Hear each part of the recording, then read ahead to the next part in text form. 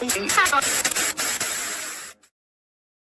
main thing they want you to believe is the supernatural is not real. Why has that been so important for 80 years for you to convince me the supernatural is not real? The obvious answer is, well, because they sort of know they're working for supernatural forces, actually. And the last couple of years have been like, holy, they're the only people who know what's going on. So that's a conclusion I've reached. I'm usually pretty curious. I've stopped being curious about this because I don't want to know anymore. This is The Economist magazine, owned by the Rothschild and Agnelli banking family. The cover is from 2019. In it, tattoos with a DNA symbol can be seen, a mobile phone with a QR code, facial recognition symbols, stalks with children marked with a barcode. One of the four horsemen of the apocalypse is masked. We become a slave to a paradigm that's an illusion. All of what you see is not real, though it has real effects upon your life. You are simply maneuvered by a control system that you need to break free of. I'm trying to help you before it comes crumbling down. I think your heart starts pumping very fast. Because in your mind, you will think that your world came to an end. Men's hearts will fail them for fear, for looking after those things that are coming upon the world. That's not from one thing, that's from multiple things.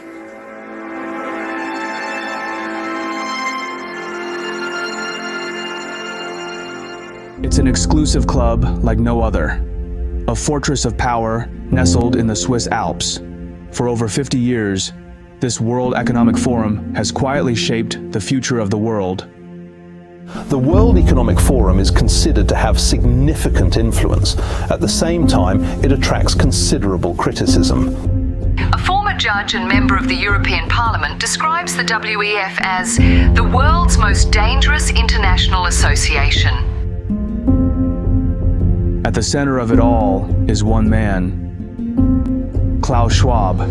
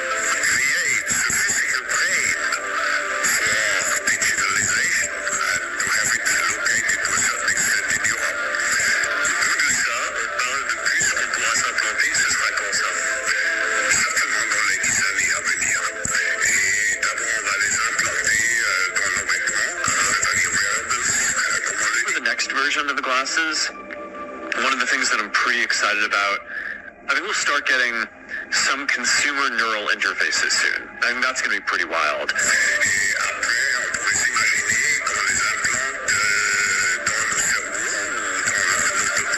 Imagine the joy of connecting with your loved ones, browsing the web, or even playing games using only your thoughts.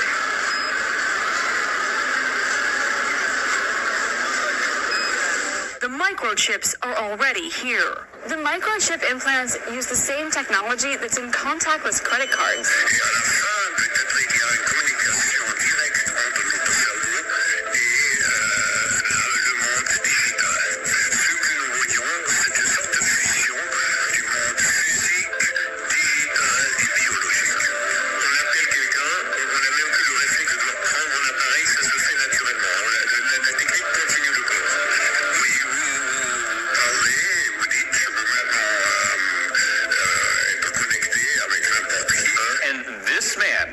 Wants the digital currency so bad, he can taste it. What exactly is a centralized digital currency? Well, it's a digital form of central bank money that is widely available to the general public. That's the actual definition. Humanity is officially 1 second closer to world annihilation. That's the official finding of scientists in Chicago who've moved their hands on the doomsday clock. one step closer to midnight. It's now got 89 seconds to go, so one step closer than last year. It's the closest the clock has ever been to midnight in its 78-year history. The Bulletin of Atomic Scientists, which decides where the hands are set, pointed to the Russia-Ukraine war and ongoing conflicts in the Middle East. Thank you all for being here today.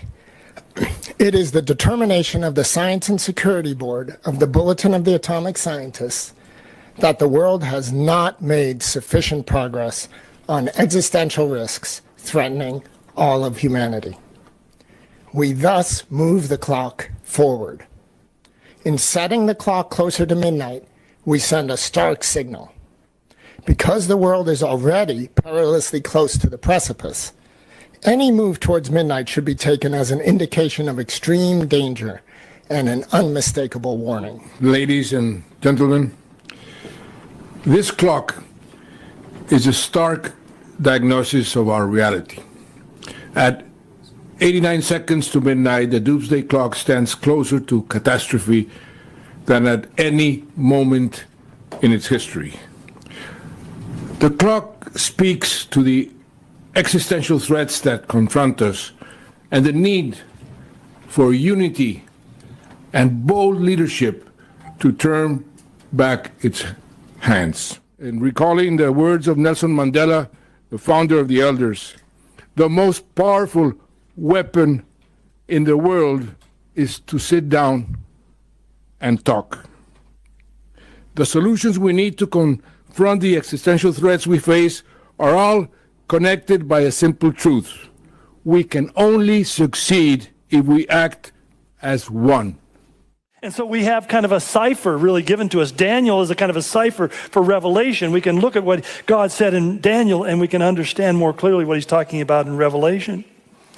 And what Daniel told us that in his visions of the end time, he said there will be 4 dominating world empires, and we are told who they are within Daniel's prophecy. The first is the Babylonian Empire. The second is the Persians, who overthrew the Babylonians, and the Persians then were overthrown by the Greeks, and the Greeks were overthrown by the Romans. Final. It's easy. But then he says there's a final empire, excuse me, that appears to rise out of the remnants of that Roman Empire. He says of it in chapter 7 of Daniel, it'll be different from all other kingdoms. It shall devour the whole earth. In other words, it's a truly global power. It'll trample it and break it in pieces. So he'll destroy wonderfully is one of the ways that Daniel puts it. It has 10 horns and 10 kings who shall arise from this kingdom, and it will be partly strong and partly fragile. They will mingle, but they will not adhere to one another. Just as iron does not mix with clay. And later on in chapter 8, he says that a king shall arise with having fierce features who understands sinister schemes. His power shall be mighty, but not by his own power. In other words, he'll be empowered by Satan. He destroys fearfully and shall prosper and thrive, and he shall destroy the mighty, also the holy people, through his rule. Through his cunning he shall cause deceit to prosper. Can you imagine people, say, getting elected by telling lies? I know it's far-fetched, but deceit will prosper under his rule. And he shall exalt himself. Paul later tells us he will exalt himself to be equal with God. He shall destroy many in their prosperity. He shall even rise against the prince of princes, but he shall be broken without human means. So we're told these things about this entity that's coming, that's going to rise out of the ruins and the remnants of the Roman Empire. His origins will be from ancient Rome, but it'll be a confederation of 10 dominions or kingdoms, that it will have multiple leaders, but they will be reduced down to one leader who will be empowered to rule over all the rest, and his rule will be a despotic, totalitarian, authoritarian rule. And as a consequence, lots of bad things happen on planet Earth. L'esprit de réforme et d'innovation. Le président de la République française, M. Emmanuel Macron. Depuis votre élection, Monsieur le Président, vous vous êtes fermement établi comme un réformateur audacieux, s'attaquant avec vigueur aux défis complexes de notre époque. En France, le président a initié des réformes majeures visant à revitaliser l'économie, à moderniser le marché du travail et à transformer le système de retraite, prouvant ainsi son engagement indéfectible envers le progrès et la prospérité de son pays. Mais l'influence du président Macron dépasse largement les frontières de la France. Son cœur bat pour l'Europe. Il est un fervent défenseur de l'Union européenne, ouvrant sans relâche pour une Europe plus forte, plus unie et plus résiliente. Sous votre direction, la France s'est affirmée comme un pilier central de l'Union, promouvant l'intégration européenne et luttant pour les valeurs communes de démocratie, de liberté et de solidarité. Sur la scène mondiale, le président Macron est une voix de raison et de stabilité. Dans le monde marqué par des tensions croissantes et un climat politique polarisé, il plaide avec passion pour le multilatéralisme et la coopération internationale.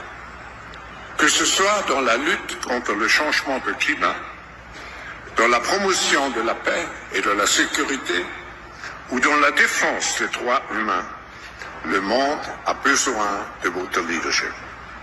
Veuillez accueillir le président de la République française, M.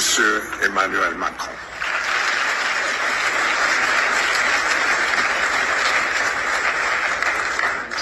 To defend a vision based on values, on a political project which goes beyond the borders of our country, which is supported by the EU and by the United Nations.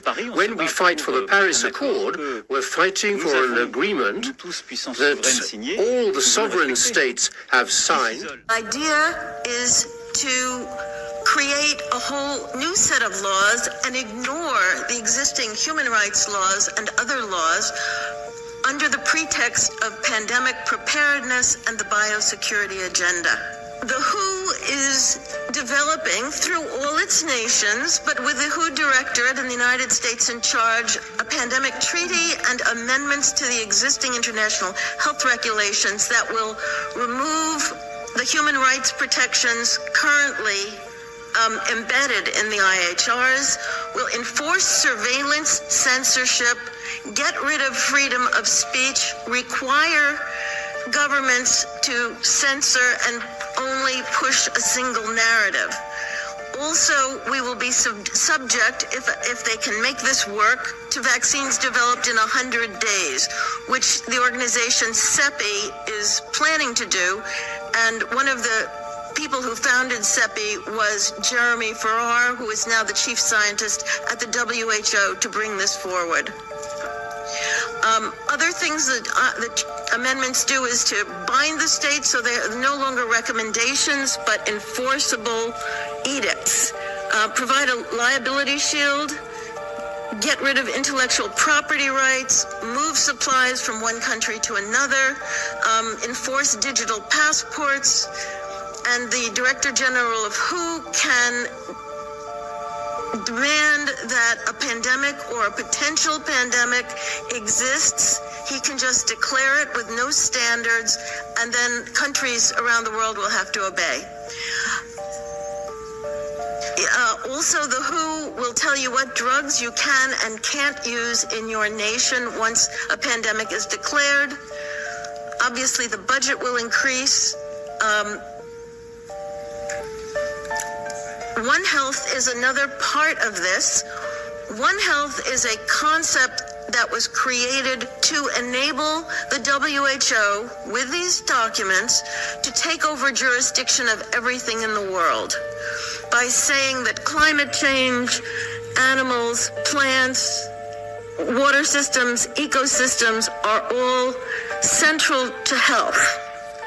Also embedded in this concept is a peculiar notion that humans are no longer of greater value than animals. It's the action plan, it's the blueprint, the comprehensive plan that was signed on to by 178 nations plus the Holy See in 1992. It's the United Nations plan, and it's a plan to inventory and control all land, water, plants, minerals, construction, means of production, food, energy, everything on the planet, law enforcement, education, and of course, information and human beings. So this is, a comprehensive plan of action, an inventory and control plan. It's about data sharing.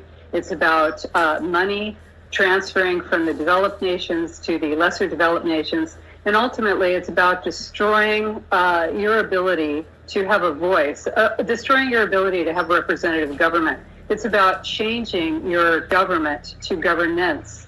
And the goal, of course, is to transfer power from the global governance system.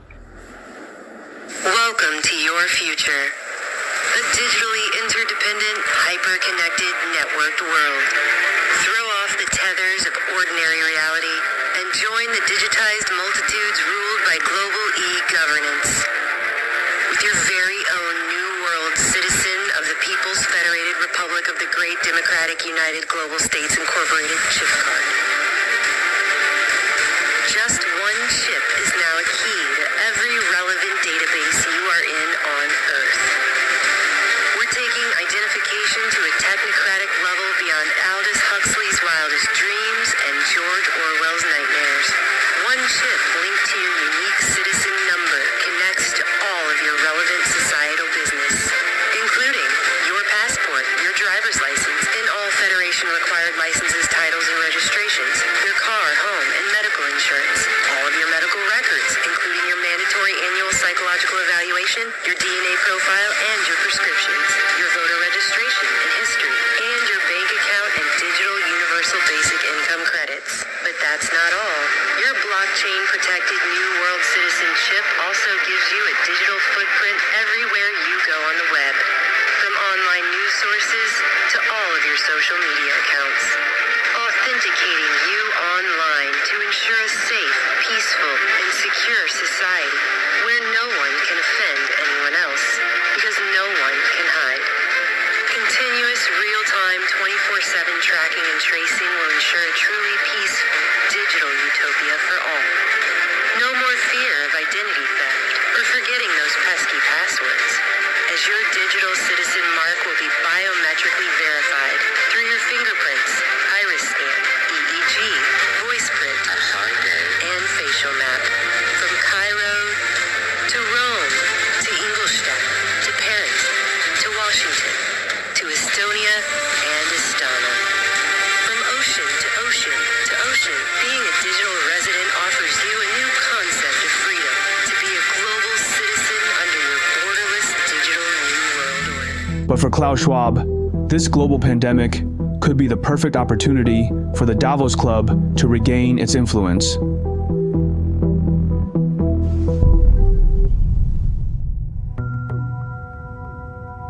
In June 2020, Schwab introduces the concept of the Great Reset, advocating for a comprehensive restructuring of global economic and social systems to create a more equitable and sustainable future.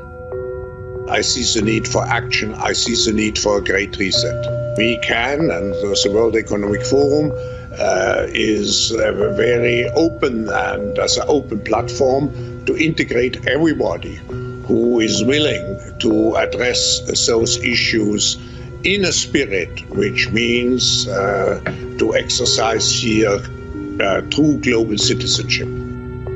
At the same time, Bill Gates, through the Bill and Melinda Gates Foundation, plays a pivotal role in the global response to COVID-19. the foundation commits over $2 billion to support vaccine development, diagnostics, and therapeutics. Gates also calls for the establishment of a global epidemic response and mobilization team, a specialized group dedicated to detecting and responding to pandemic threats. The 2020 Davos meeting buzzes with anticipation, but this time, the spotlight isn't on Klaus Schwab. It is on Larry Fink, the man who has risen to the pinnacle of global finance. As the world's most powerful CEOs gather in the snowy Swiss town, Fink makes an announcement that sends ripples across markets everywhere. Yeah, we had record inflows, and we have particularly into ESG things. Record inflows in ESG. Yeah. And so, a part of the announcement, we announced, every one of our products is going to have some form of a sustainable counterpart, and so we could bring this forward and have more investors a part of this dialogue. ESG, environmental, social, and governance, becomes the new watchword, a framework to evaluate the sustainability and ethical impact of investments. ESG standards are enforced on companies primarily through investor pressure, regulatory mandates, and evolving market expectations. You have to force behaviors, and at BlackRock we are forcing behavior. It's an exclusive club like no other, a fortress of power nestled in the Swiss Alps. For over 50 years, this World Economic Forum has quietly shaped the future of the world. The World Economic Forum is considered to have significant influence. At the same time, it attracts considerable criticism. A former judge and member of the European Parliament describes the WEF as the world's most dangerous international association. At the center of it all is one man. Ladies and gentlemen, I give you the real-life Dr. Evil Klaus Schwab, the man that every power-hungry leftist worships. And this man wants the digital currency so bad, he can taste it. What exactly is a centralized digital currency? Well, it's a digital form of central bank money that is widely available to the general public. That's the actual definition of it. Now, a centralized digital currency, also known as a CBDC, would differ from existing digital money, like the Bitcoin, which we'll talk about in a sec, because it would be a liability of the Federal Reserve, not of a commercial bank. Its value, its availability, and even whether or not you can spend it and what you can spend it on would be mostly controlled by unelected bureaucrats. You thought the Patriot Act, FISA courts, and the FBI spying on you, stripping you of your freedoms? You think that was bad? Just wait for this.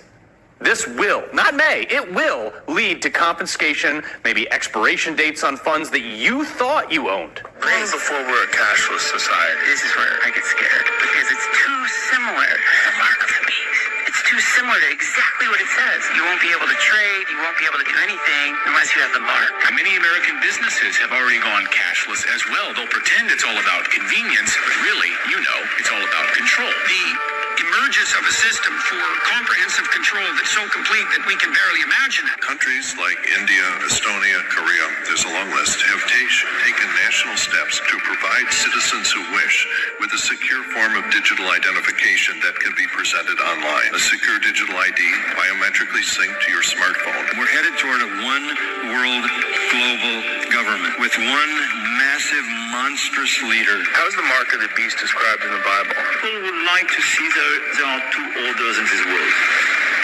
This is a huge mistake. We need a single global order. So, how do we do it? You should have free speech, but if you're inciting violence, if you're causing people not to take vaccines, where are those boundaries that even the U.S. Should, have rules? And then if you have rules, what is it? Is there some AI that encodes those rules because you have billions of activity and, if you catch it a day later, the harm is done? And I think the dislike of and anguish over social media is just growing and growing and growing. And it's part of our problem, particularly in democracies, in terms of building consensus around any issue. It's really hard to govern today. You can't, there's no, the referees we used to have to determine what's a fact and what isn't a fact are kind of, been eviscerated to a certain degree. And people go, and that people self-select where they go for their news or for their information. And then you just get into a vicious cycle. So it's really, really hard, much harder to build consensus today than at any time in the 45, 50 years I've been involved in this. And there's a lot of discussion now about how you curb those entities in order to guarantee that you're going to have, some accountability on facts, et cetera. But look, if people go to only one source and the source they go to is sick and, has an agenda and they're putting out disinformation. Ironic, I would say. Our First Amendment stands as a major block to the ability to be able to just, hammer it out of existence. The ICC claims near universal jurisdiction over the citizens of every country, violating all principles of justice, fairness, and due process. We will never surrender America's sovereignty to an unelected, unaccountable global bureaucracy. America is governed by Americans.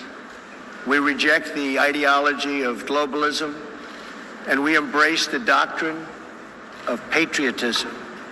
I think that we're seeing a crisis of the very foundations of today's world. We're losing our benchmarks and our modes of functioning. This is not a historical parenthesis. It's a reflection of our failures in the past. Every day, more and more people are becoming aware of how important freedom is to live in peace and prosperity. And I believe even though bureaucrats and the elites fight untiringly to enslave us, a wave of freedom has been unleashed, which if we do wage the fight, will have a much better world. I think we have a soundbite from Javier. Let's watch. Slowly, what once seemed like the absolute global hegemony of the woke left in politics, educational institutions, in the media, in supranational organizations, or even in forums like Davos, has begun to crumble. And a hope for the ideas of freedom is starting to emerge. Desde estos foros se promueve la agenda LGBT, queriendo imponernos que las mujeres son hombres y los hombres son mujeres solo si así se autoperciben. Y nada dicen de cuando un hombre se disfraza de mujer y mata a su rival en un ring de boxeo, o cuando un preso alega ser mujer y termina violando a cuanta mujer se le cruce por delante en la prisión. Sin ir más lejos, hace pocas semanas fue noticia en todo el mundo el caso de 2 americanos homosexuales que enarbolando la bandera de la diversidad sexual y fueron condenados a 100 años de prisión por abusar y filmar a sus hijos adoptivos durante más de 2 años. Quiero ser claro que cuando digo abusos no es un eufemismo, porque en sus versiones más extremas la ideología de género constituye un abuso infantil.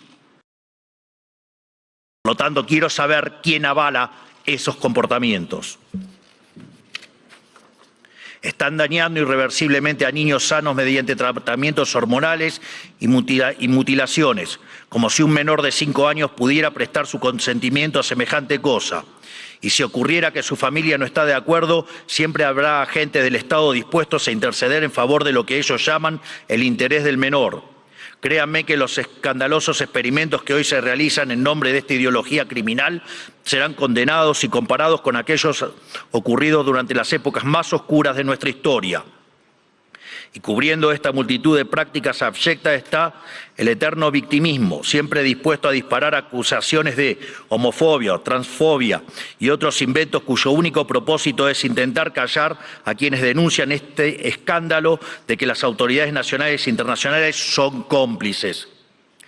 Por otro lado, en nuestras empresas, instituciones públicas y casas de estudios, el mérito fue dejado de lado por la doctrina de la diversidad, que implica un retroceso hacia los sistemas nobiliarios de antaño.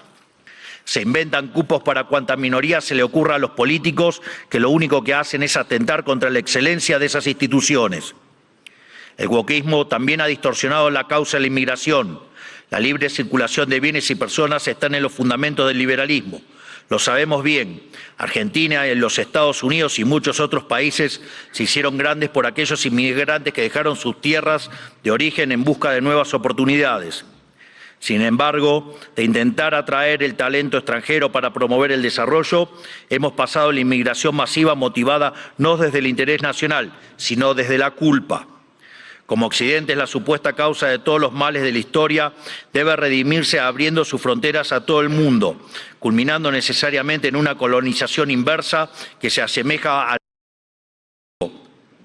Así es como vemos hoy en las imágenes de hordas de inmigrantes que europeos que solo cometieron el pecado de no haber adherido a una religión en particular. Pero cuando uno cuestiona estas situaciones, es tildado de racista, xenófobo o... El wokismo ha calado tan profundamente en nuestras sociedades, promovido por instituciones como esta, que se ha llegado incluso a cuestionar la idea misma de la nefasta ideología de género. Esto ha derivado en todavía mayor intervención estatal mediante legislación absurda, como el que el Estado tiene que financiar hormonas y cirugías millonarias para cumplir con la autopercepción de ciertos individuos. Recién hoy estamos viendo los efectos de toda una generación que mutiló su cuerpo, promovidos por una cultura de la relatividad sexual, que tendrá que pasar su vida entera en tratamiento psiquiátrico para afrontar lo que se hicieron, pero nadie nada dice de estas cuestiones. No solo eso, también han sometido a la inmensa mayoría a ser esclavos de las equivocadas autopercepciones de una diminuta mayoría. Y además, el wokismo pretende secuestrar nuestro futuro. Porque al dominar las cátedras de las universidades más prestigiosas del mundo, está formando las élites de nuestros países para impugnar y negar la cultura, las ideas y los valores que nos hicieron grandes. The future does not belong to globalists. The future belongs to patriots. The future belongs to sovereign and independent nations who protect their citizens, respect their neighbors, and honor the differences that make each country special and unique. The self-proclaimed best friend that Israel has ever had is back in the White House. We're going to make Israel great again, and we're going to make America great again. We're going to make them both great again, greater than ever before. Token of affection. Donald Trump portrays himself as Israel's steadfast protector, and his record reflects that. During his first term as US president, he recognized Jerusalem as Israel's capital, and followed up by moving the United States Embassy there from Tel Aviv, thereby undermining the cause of Palestinians who want East Jerusalem as the capital of a future Palestinian state. Trump also recognized the Israeli-occupied Golan Heights as part of Israel, a decision honored by Prime Minister Benjamin Netanyahu, who named a planned settlement there after him. Well, that was very strange because the Davos people that run it, he shredded every one of their most cherished ideas, you know, open borders, illegal immigration, New Green Deal. He just shredded. I thought their heads were going to explode when he called it the New Green Scam, and he called oil liquid gold. A lot of people are waiting for this for years, for decades.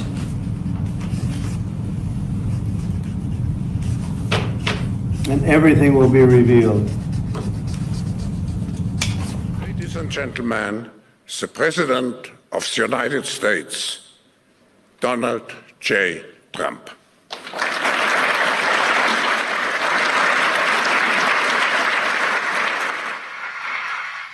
Well, thank you very much, Klaus, and hello to everyone in beautiful Davos. This has been a truly historic week in the United States. It's an honor to be here with all of you. A lot of familiar faces in the room, a lot of new faces. And President Trump is back, and the golden age of America has most definitely begun. The Senate has already confirmed 5 of President Trump's exceptional cabinet nominees: Secretary of State Marco Rubio, Defense Secretary Pete Hegseth, CIA Director John Ratcliffe, Homeland Security Secretary Kristi Noem, and Treasury Secretary Scott Bessent. It is imperative that the Senate continues to confirm the remainder of the president's well-qualified nominees as quickly as possible. There have been, as I understand it, dozens of studies done all over the world that make it very clear that vaccines do not cause autism. I think the discussion over vaccines is so oversimplified and dumbed down that we never really get to real truths. And it's why people up here are so separated from real people at home. Shouldn't we be open? Could it be our food? It might be vaccines, it might be our food, but autism's more common. I don't know about the schizophrenia statistics, but autism's more common. Shouldn't we want to be open-minded? Instead, we're so closed-minded and we're so consensus-driven that the science says this. Settled science about vaccines. The evidence is there. That's it. Well, science doesn't say anything. Science is a dispute, and 10 years from now, we could all be wrong. That's what a country's about. It's what dissent is about. So just ask you to look at the larger picture and give the guy a break who says, I just want to follow the science where it leads without presupposition. I think really what we have up here is presupposition. You've already concluded. It's absolute that autism isn't caused by it. We don't know what causes autism, so we should be more humble in what we say. And will you insist that Medicare continue to negotiate prices with the pharmaceutical industry so we can substantially lower prescription drug costs in America? President Trump has made it very clear to me that he wants to negotiate prices. Negotiate is a big word, Bobby. It's a big word. It's the word you just used, Senator. Yeah, but no, I use defend a particular law. That is a very troubling response. By people who can't even admit they have financial interests involved. Almost all the members of this panel are accepting, including yourself, are accepting millions of dollars from the pharmaceutical industry. And protecting their interests. Share with you the details shared in a side conversation I've recently had on Twitter. It concerns the public models and data on the magnetic field of Earth. And basically the story is this. The models that are available for anyone to see do not match what the ESA and NASA have said in the past. They don't match the trends we know exist, and they cannot be reconciled with the actual events we are witnessing. An individual who I respect pointed this out and was asking for an explanation, and the explanation is simple but discouraging. Those public models and data are fake, totally fake. Just like the NOAA Ghost Station temperature readings, this is no different than the climate, dark matter, vaccines, or any other thing they try to shove down our throats. To be clear, there are two aspects to data on the magnetic field, and one of them is accurate, actually pretty darn good. That is the position of the magnetic poles. They are indeed shifting faster and faster, and this is adequately represented in the official public data, and anyone can verify those positions with a compass. Again, the pole positions are accurate. The strength of the magnetic field, however, is another story. This information was accurately reported up to about 2015. Now it is completely fabricated. Again, just like those NOAA ghost temperature stations. They just make it up. If you recall, in the year 2000, NASA said we had lost 10% of the magnetic field since the mid-1800s, but in the 2010 ESA swarm report, that number jumped to 15%. It was 10% lost in nearly 2 centuries, but another 5 went down in just the next 10 years. That's quite the acceleration.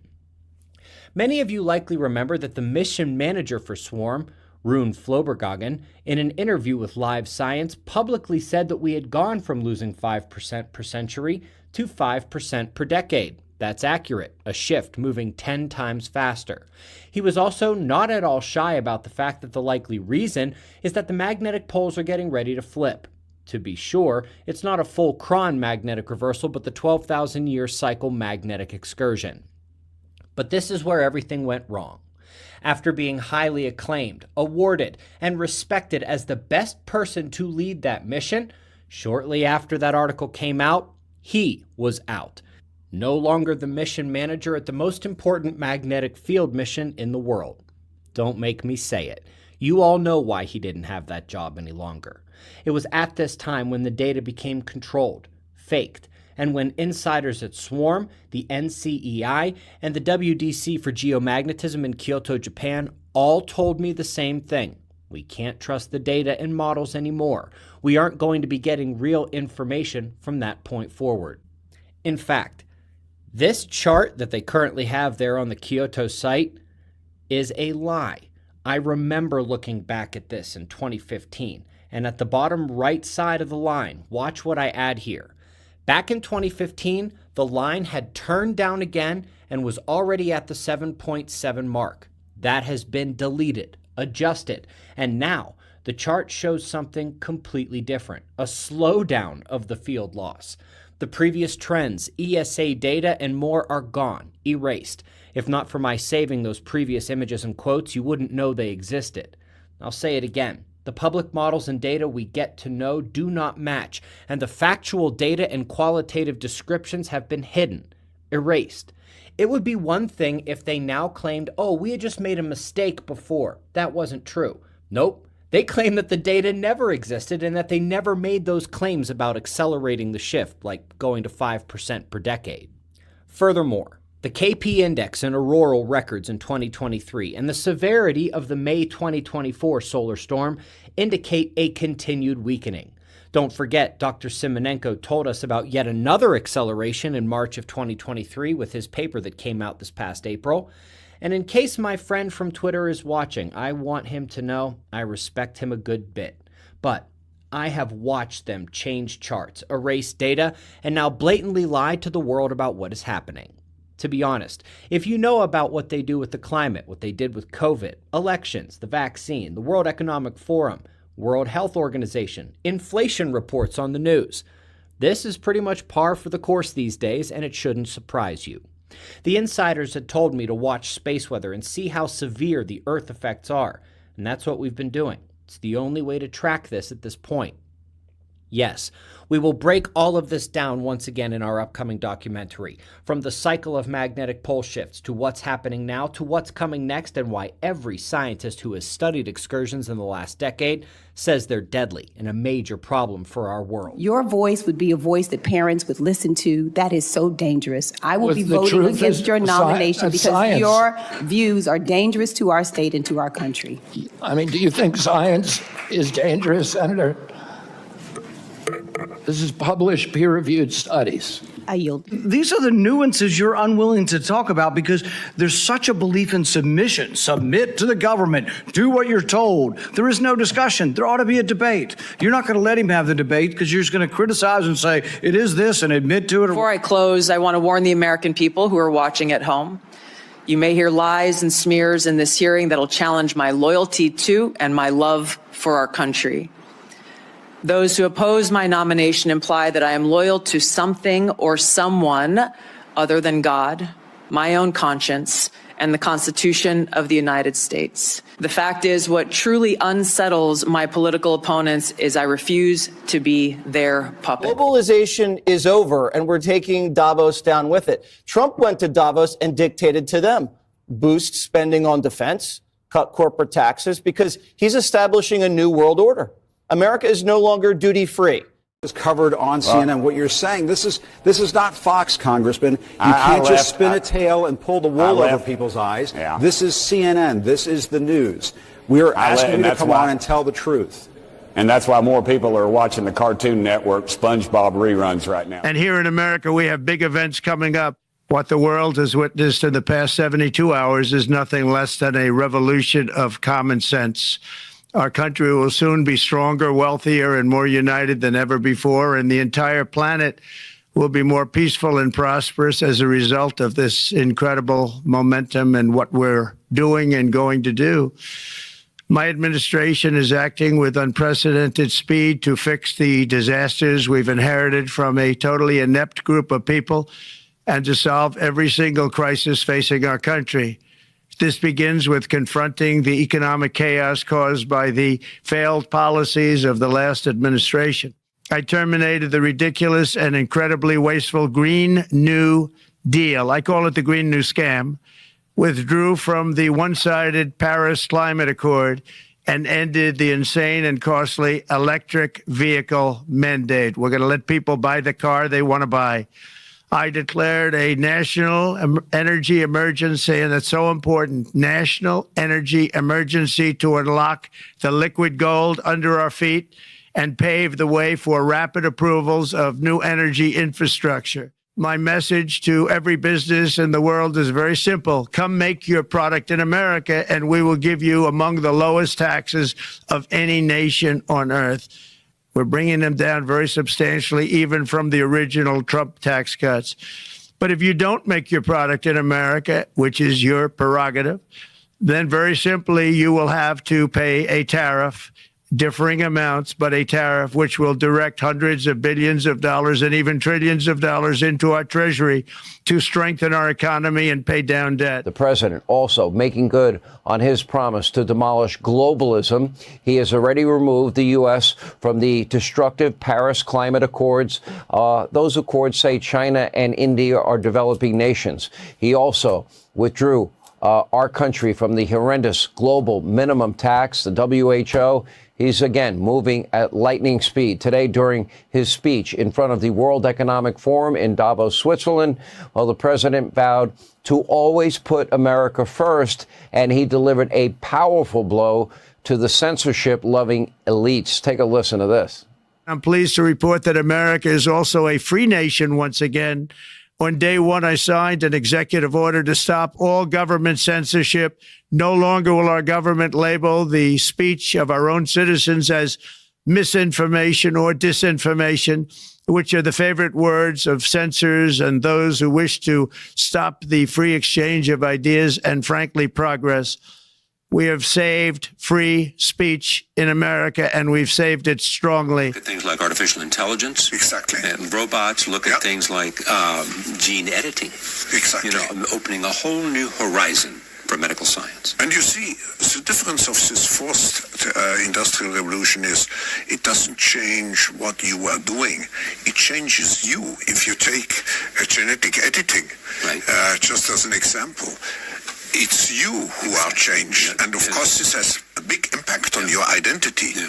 And offers certain kinds of possibilities that have to be careful about.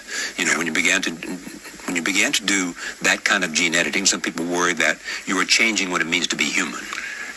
That's the problem. Of course, the new industrial revolution offers us many opportunities, but it raises manifold questions on the ethical, but even legal implications, and we have to be prepared for it. So I want to talk to you today about the future of our species, and really the future of life. We are probably one of the last generations of Homo sapiens.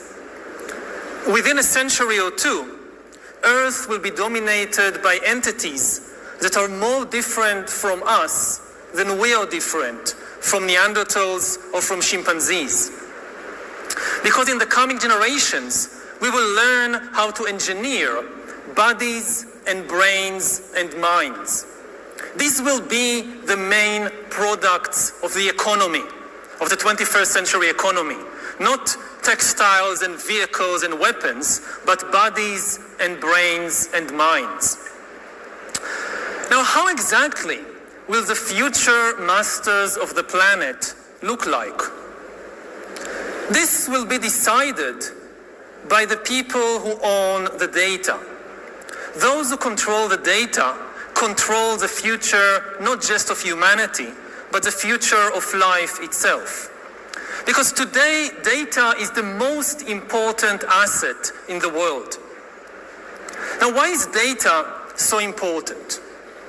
It's important because we've reached the point when we can hack not just computers, we can hack human beings and other organisms. There is a lot of talk these days about hacking computers and email accounts and bank accounts and mobile phones, but actually we are gaining the ability to hack human beings.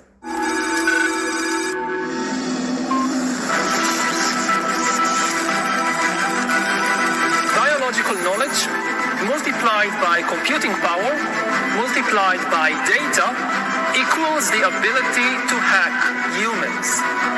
The human race is at a critical point.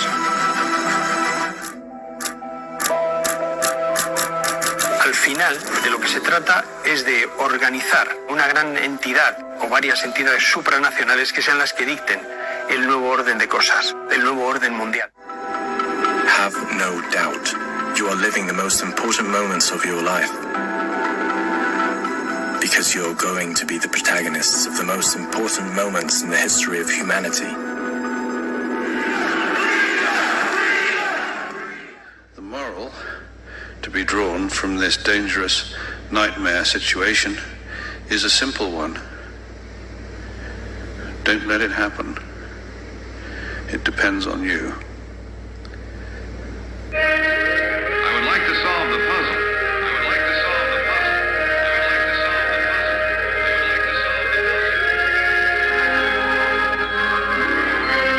I would like to solve the